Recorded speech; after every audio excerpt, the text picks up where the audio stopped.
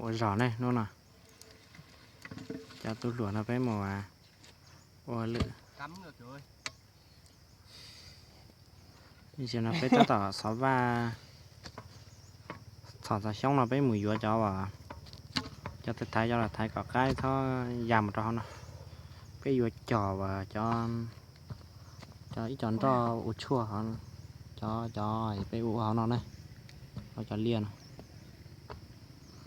Một đồi, hai đồi, ba đồi thôi. Tụi nó giọt nhát là tụi nó giọt bôi di. Tụi trò nó giọt tụi trò nó giọt cũng chỉ bao lùm mong thôi. Lùm nhát là lâu bây giờ tầm nồng nè. Bò lẩu máu. Lẩu máu là xay rượu. Lúc trẻ với tôi nhỏ giờ luôn trả nó. Nó trẻ liên nó mới tụi giọt cầu chớ cờ. Mình nó bé qua nó này chỉ tôi chạy bé chứ giờ này vự chớ.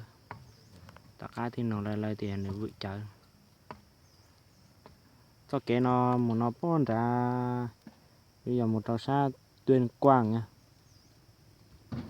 Có phải không nhỉ? Cao Bằng. Đường đi dưới là Cao Bằng hay Tuyên Quang nhỉ? Tuyên Quang. Thế không phải đi 10 cây đến Cao Bằng à? Đường này ấy. Tuyên Quang. Tuyên Quang. Để bón ra tuy một trò Tuyên Quang. Đạn tụ kéo sang ra mỗi ít tủ đề. Chẳng muốn trẻ củ cờ. Với chẳng một chỗ tầm chặt của nó. Được đấy. Cho này nó mà là hoa lử mà tao hoa lử liếu. Với tụ ok mà. Dù giờ tụ quần tao chứ. Hoa lử tí cho trong đi nó ha. Để tên này là nóng nọ nóng chứ. Chôn một cây ở đoạn này nữa xong rồi buộc thẳng vào cây này luôn. Đúng. Tiếc này giờ hai rong này.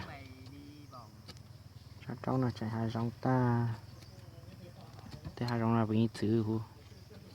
Tú thông minh nhất. Được cho Tú 7 điểm. Họ lúc trẻ buồn chúa là có. Không ăn thua.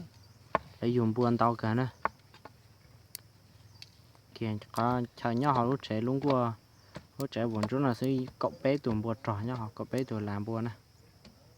Họ lúc đã sát tỏ ý chồng buồn thế. Thế đếch nào bị quả nhọt nó lại xong đau đi thế nhỉ? ý là chạy một ao từ té tao tôi sai chọn bộ vui vui xuống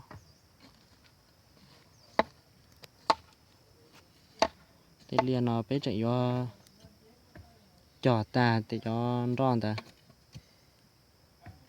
sát tỷ đủ sát tỷ bé cũng chạy vô cho hồ bé nó bé chạy vô lua bé cho ta thế nào khử cả nó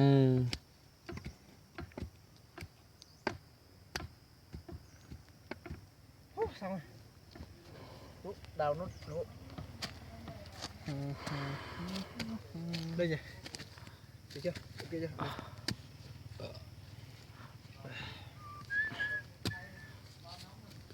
cọc này đào không thẳng hay sao đấy Tú ạ. Thẳng nó văng được mà. Bên dưới kia thẳng vãi anh Sò ạ. Nó đào thế này cho được giá tốt rồi. Đào thẳng ra nhé. Thế này không được. Bên dưới kia thẳng lắm đấy. Tú đào đi em. Anh ủng hộ em.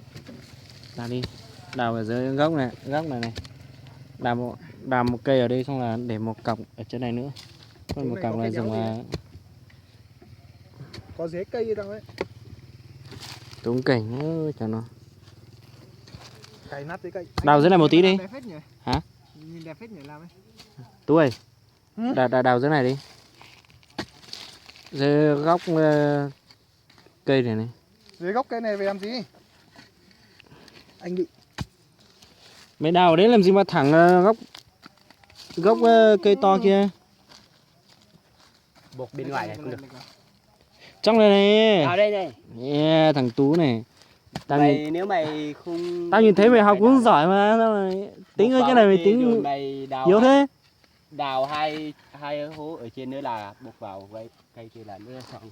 đấy chụp cho Tú vài kiểu nào. Đăng quay đấy, đăng quay mấy hôm cho thầy xem. Tú làm việc như này thầy ạ. Đào hai hố ở trên nữa là xong. Buộc vào cây. Thế này thầy phải cho tích A.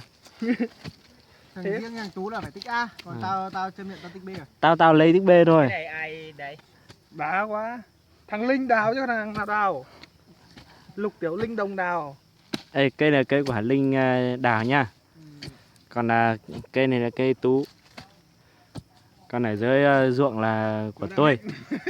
Của tôi đào hết. Đây, nhìn này, thấy như này.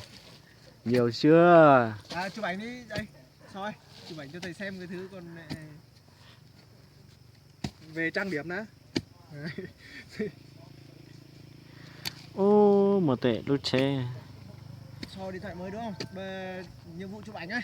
Không làm gì á, chỉ chụp ảnh ấy. Chụp ảnh cho thầy xem. Về sau anh em mình